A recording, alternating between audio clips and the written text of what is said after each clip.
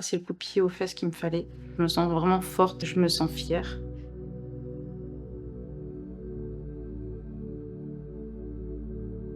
Du coup, je suis Julie, j'ai 34 ans, je suis énergéticienne. Moi, j'étais du coup assistante administrative, c'était un petit peu compliqué. Manque de reconnaissance, j'étais un peu l'ombre de moi-même. Je prenais pas forcément le temps avec mes enfants, j'arrivais plus à forcément à voir le bon côté des choses tous les jours.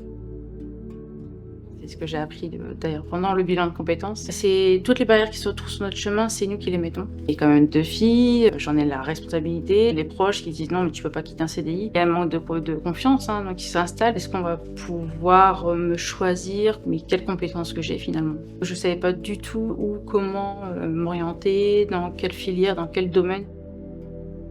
C'est quand je suis rentrée dans ma voiture à la fin d'une journée que je me suis mise à pleurer. Là, je me suis dit: «Non, c'est pas possible.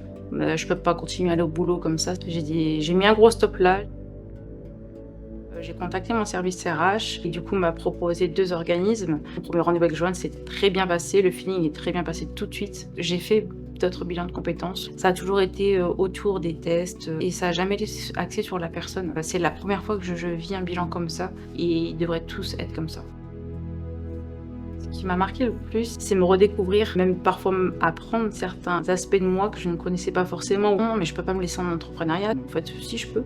Qu'est-ce qui me retient en fait? Moi, je vais continuer. Si ça fonctionne, ça fonctionne. Si ça fonctionne pas, je rebondirai d'une autre façon. C'était impressionnant. J'avais toujours le sourire à la fin parce qu'à chaque fois, on trouvait toujours des solutions et il y avait toujours un élan de je me sens encore motivée à la fin et je sais que j'ai la force de pouvoir être ma propre patronne. C'était juste ça. Trouver la force en moi. Que le recommander parce que ça a été un waouh pour moi. Déjà, j'ai levé mes barrières que je m'étais imposées moi-même. Ça fait un bien fou. C'est libérateur et puis du coup, ça s'est assez facilement mis en place. Je me suis mise du coup en auto-entrepreneur. Pendant le bilan, malgré que j'étais encore salariée, travailler là-dessus, c'était voir du concret, mes couleurs, mon écriture. Et ça prenait en fait tout simplement en place. La réussite à moi, c'est de me dire que j'ai fait ce qu'il fallait, j'ai réussi, j'ai changé parce que je me sens mieux dans ma peau. Ça m'a permis de juste de fermer un livre et d'en ouvrir un autre. Et du coup, avec ma famille, ça a été largement mieux. J'ai recommencé à prendre goût à la vie, à rejouer, à sourire avec mes enfants, à me balader et je me sens vraiment forte, je me sens fière. Pleine de couleurs et radieux. Demain, si je peux avoir un cabinet à mon nom, avoir beaucoup de personnes à pouvoir encadrer, suivre et aider, c'est là mes ambitions.